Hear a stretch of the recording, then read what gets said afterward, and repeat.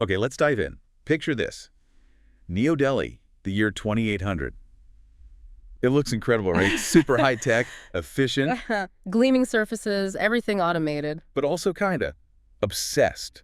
Obsessed with this perfect manufactured look. Flying rickshaws, chai drones bringing you drinks. Vertical colonies stretching way up. And yeah, changing your appearance, your face, your body. It's like getting a trim back in our day. Totally normal. So what happens when someone just doesn't fit, doesn't match that perfect template? Exactly. When they're an anomaly, right? In this world that just wants to smooth out every single imperfection. And that's where we're headed today. Yeah, our source material is a bit different this time. We're looking at excerpts from a novella, The Noseman, by Srinidhi Ranganathan. So a story, not a report. Right. And told specifically through one character's eyes, this guy, Akash. So we get a really personal, kind of biased, maybe, view of this future, and especially this one guy who just stands out. Yeah. Massively. And our mission here with these story excerpts, it's not just about retelling the plot, is it? No. We want to really unpack it. Look at the characters, Akash, obviously, and the Noseman himself. Understand the world they're in, the pressures. The paradoxes, too. You bet. And pull out what this story is really telling us about, well, us. About appearance, sure, but also about judgment, human nature, and maybe what heroism actually looks like when you strip away all that shiny perfection. Because even though, you probably don't have grocery bots delivering your food yet, Probably not. you absolutely live in a world that cares a lot about how things look, that judges fast, where it's sometimes hard to see the real person, right? Totally. So this story, even though it's set way in the future, it feels relevant, maybe even uncomfortably relevant to the stuff you deal with every day. It's like a mirror, almost. A mirror to a possible future, yeah. Okay, so let's step into this world. Let's meet Akash, our narrator. The source material really throws you in, doesn't it? Painting this picture of New Delhi. Oh, it does. You get the tech woven into everything. Flying rickshaws aren't just concepts. They're like traffic jams you have to dodge. Crazy rick pilots, Akash calls them. Chai drones delivering coffee, or chai, I guess. Right to your window, and everything's built up, these huge vertical colonies linked by sky metros. Your comlink isn't just a phone, it's like your key to the whole city. And it's the little things, too. The automated cleaner bots in the lobby just whirring away. Grocery bots. It's all about convenience. It's maximum convenience, yeah. Taking the mundane out of life. But it's also visually loud. Definitely. Especially the ads. Get this.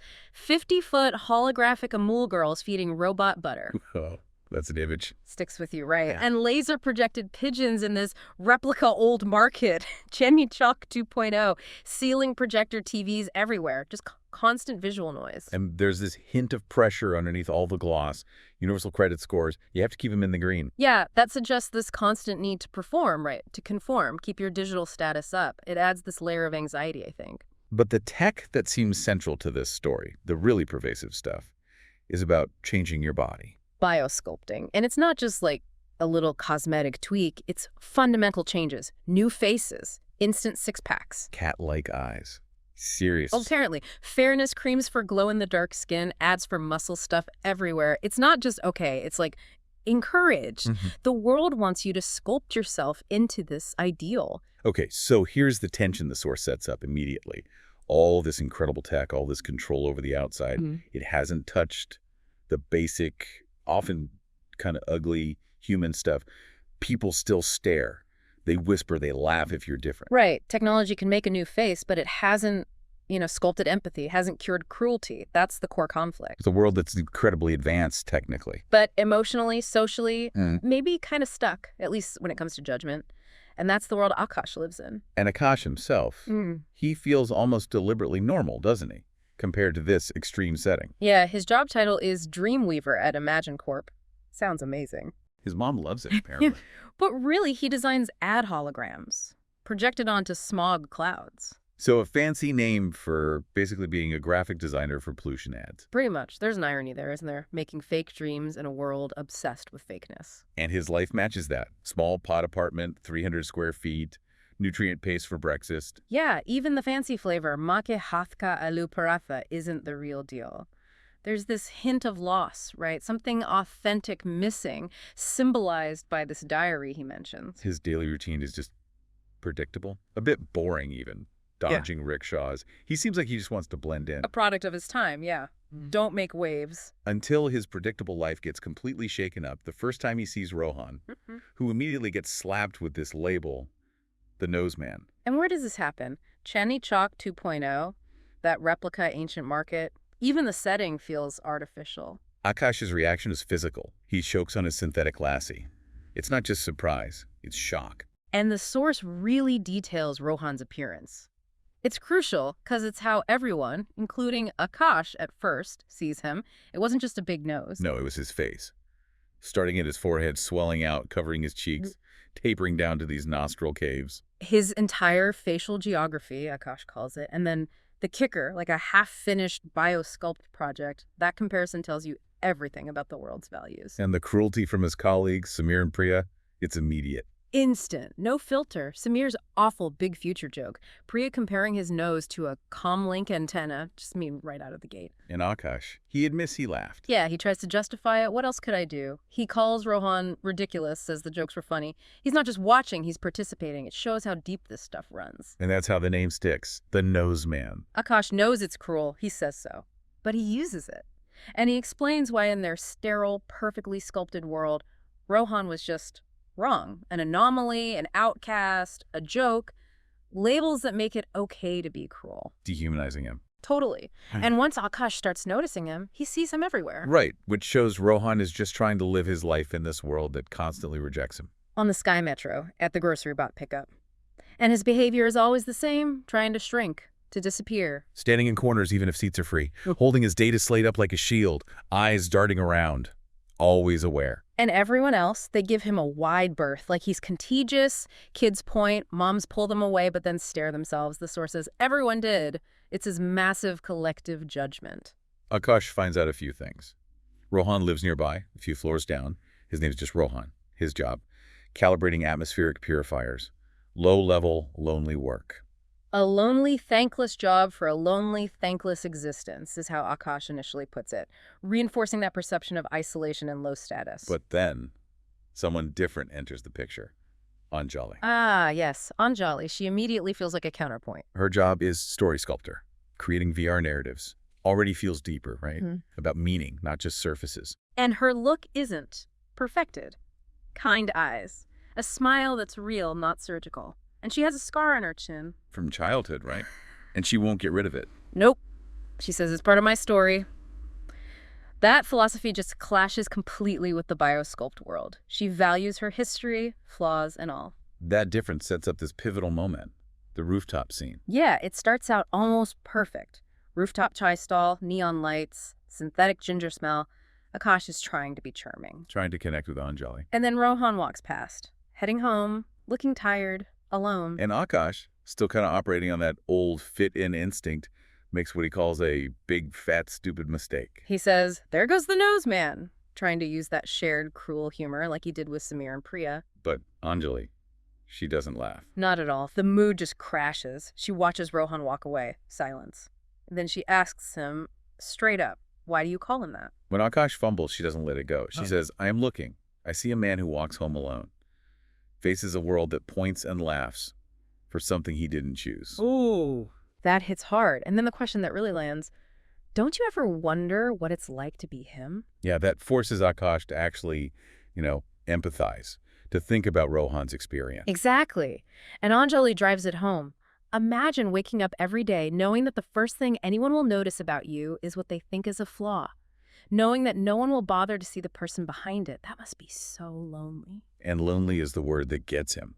He feels small, stupid. He sees the person behind the joke, finally, sees the isolation he was contributing to. His apology is mumbled. Anjali's disappointment is clear. The silence says it all. This isn't just about Rohan anymore. It's about Akash seeing his own complicity. And right after this, like almost immediately, he sees something else. The incident in the lobby with the Sharma family. Right, the Sharmas from 14. Mr. Sharma, the grumpy one who complains about maintenance. That becomes important later, doesn't it? Oh, yeah. And his wife and daughter, Reena, who's usually scared of Rohan. But little Reena drops her toy, this glowing holodoll, rolls under a recycling unit. She starts crying. And Rohan, without a word, just gets down on his hands and knees, his nose almost touching the floor, the source says. reaches under, gets the doll, and hands it back to her. Simple kindness. And Rina's reaction is just Huh. pure. Stops crying, takes the doll, stares at Rohan with these big, curious eyes. Just sees a person who helped. The fear is gone for a second. Mrs. Sharma gives him this nervous but real smile, says, "Thank you so much, Beta." But Mr. Sharma, nope, grabs Rina, pulls them away, muttering about strangers. Yeah. Back to the default judgment. And Rohan just watches them go. There's this flicker in his eyes, sadness, resignation. Then he just turns and walks to the other elevator, alone again. And Akash is standing there watching this, surrounded by these hollow ads for perfect bodies and perfect faces. And it hits him, the contrast. This world erases ugly, but the kindest thing he's seen comes from the guy they call ugly. Anjali's word echoes. Lonely. He looks at Rohan walking away, and he doesn't see the nose. He sees a man and feels this profound, gut-wrenching shame. That's the turning point. He vows to himself things have to change. He has to change. But the narration hints. It's not actually Akash who's going to change things. Right. Little did I know, it was the nose man. And he was about to show the whole of New Delhi what it truly meant to be a hero. Sets the stage perfectly for what's coming. So that shame Akash feels, it really sticks with him. Let's get into part 2, how this guilt starts to shift his perspective. Yeah, he feels like a first-class idiot. It's a heavy feeling, stomach sinking. Anjali's words were like a tight slap from my own conscience. He owns that he was leading the laughter parade. And it makes him awkward around Anjali at first, right? He avoids her. Totally. Buries himself in work, designing this noxious hologram for protein pani puri. 6-pack abs in every bite. Oh my God. The irony, right? Promoting fake physical perfection while feeling totally fake himself. Awkward run-ins near the nutrient paste machine. Classic. But there's a positive side to the guilt. Yes. He starts really looking at Rohan, not as a caricature, but as a person, noticing things he just didn't see before. Small things, but they add up. Like Rohan carrying a real book, a paper book. Yeah, yellowed, soft. An antique in their world, suggests maybe depth. A connection to something beyond the digital noise. And leaving biscuits for a stray robo-dog. On the lower levels, yeah.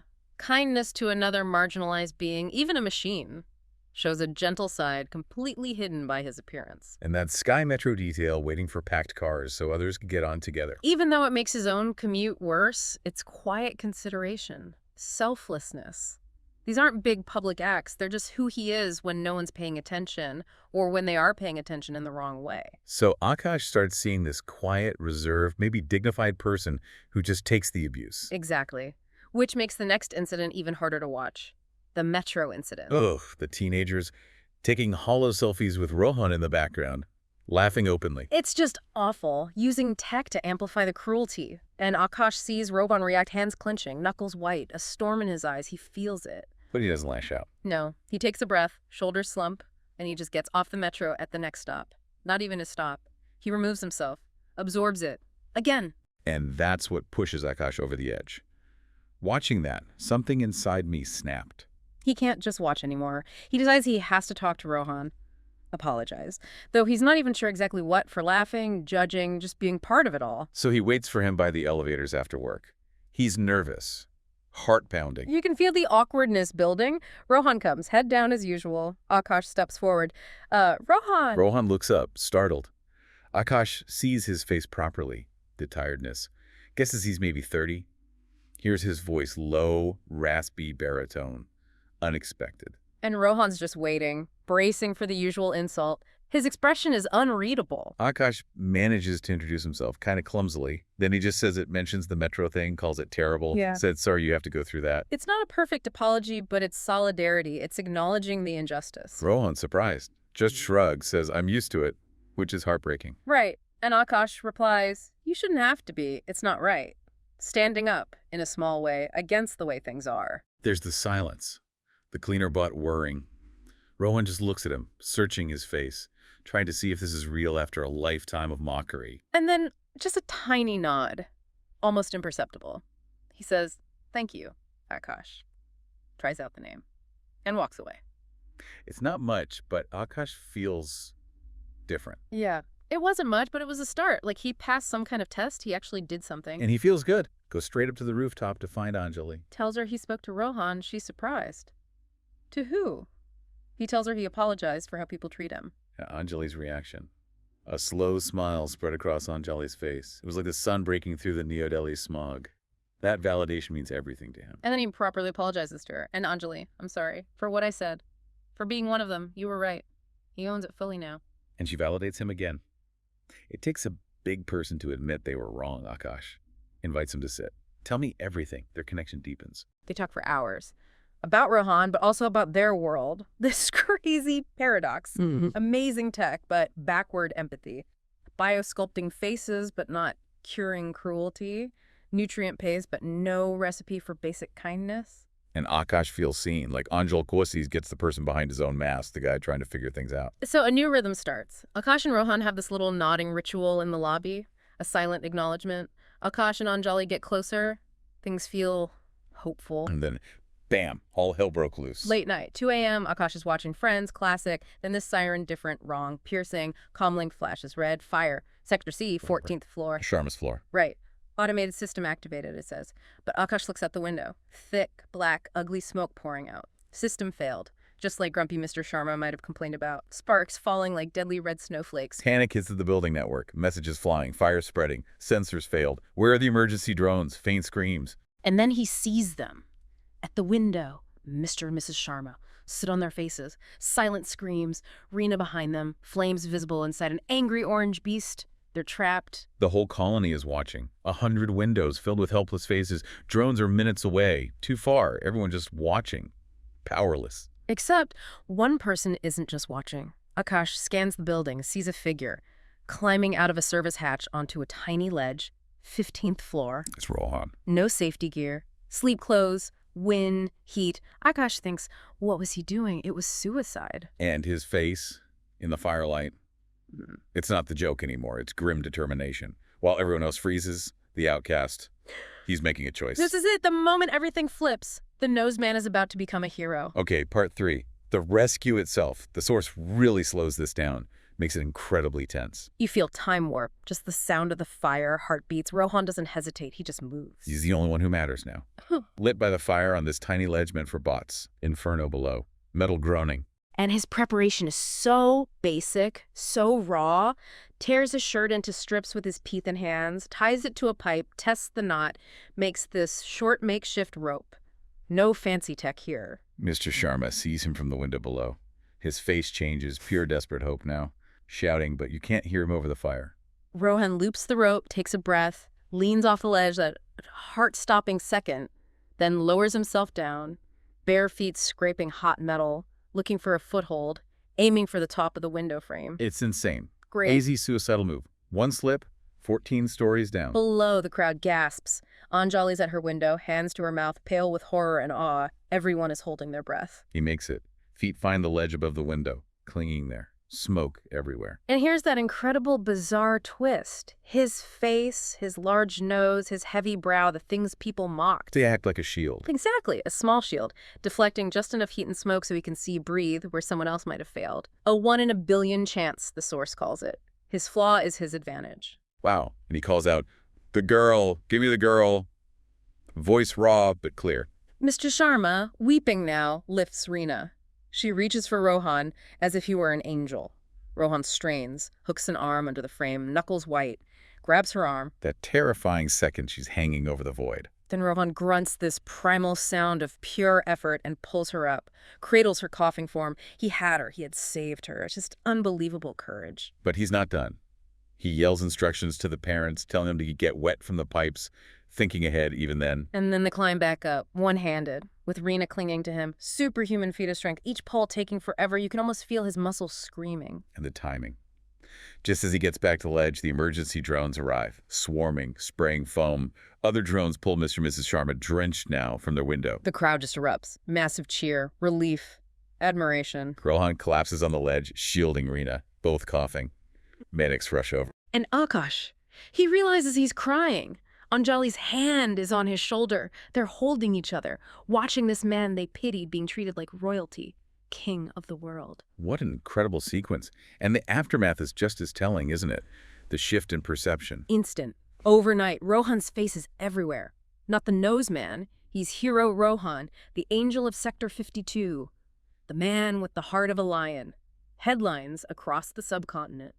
But Akash sees the hypocrisy straight away. Oh, yeah. Reporters everywhere. And Samir, the guy who made the first joke, he's telling news crews he always knew there was something special about him. A quiet strength, you know? Ugh, Akash is disgusted. People are so fake. Shows how quickly people jump on the bandwagon, right? Exactly. The narrative changed, so they changed their tune. Doesn't mean they actually changed inside. Then there's the ceremony a few days later. Rohan's out of the med bay, minor burns. He looks uncomfortable with all the attention, the fancy tunic, the garlands, the flashes. Still the same guy inside. The two moments stand out. Mr. Sharma, the grumpy complainer. Walks up, stands in front of Rohan and just breaks down. Bows low, sobbing. No words needed, just raw gratitude. Maybe shame, too. It's powerful. And then little Rena runs up, hugs Rohan's legs, and gives him the hollow doll, the one he saved for her earlier and now the one he saved. And Rohan's reaction to that. He looks at the doll, the girl, the parents, and he smiles. A small, genuine smile. First time in public. And Akash notes, that smile, it changed everything. Reached his eyes, made you not see the nose, just the warmth. The real person finally breaks through the label for everyone to see. So the final scene. Akash and Anjali back on the rooftop, having chai. They see Rohan on his terrace, reading his old paper book. He's alone, but it's different now. It wasn't lonely, it was peaceful. He's not isolated by judgment anymore. People greet him with respect now. Kids wave. He's a legend, not a joke. Akash asks Anjali, do you think he's happy? Still wondering about Rohan's inner world. And Anjali delivers the final crucial insight. It flips everything. She says, I think he was always okay with who he was, Akash. We were the ones who weren't. We needed to see him risk his life to finally see him. His happiness was never dependent on our acceptance. Wow. That's it, isn't it? The change wasn't in Rohan.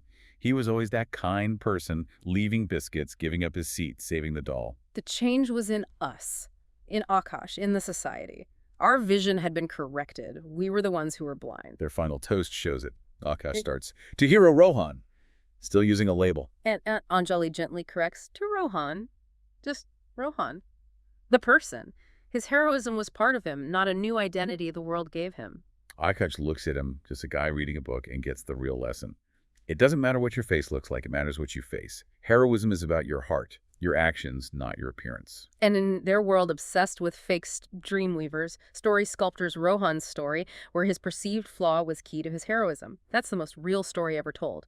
Cuts right through the artificiality.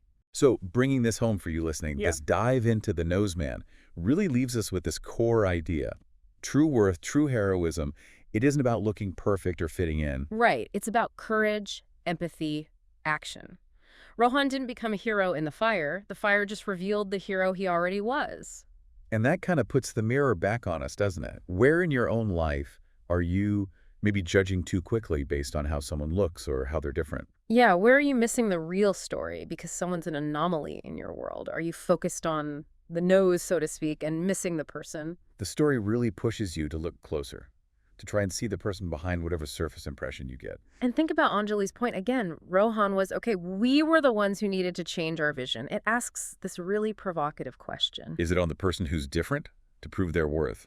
Do they need to do something extraordinary, like save lives, just to be seen as human? Or is the burden actually on society, on us, to fix our own flawed vision, our own biases? What does Rohan's story tell us about our role, your role, in creating a world that's more empathetic? Maybe just by choosing to see the individual first. It definitely leaves you with something to chew on about judgment, perception, and, well, quiet courage in everyday life.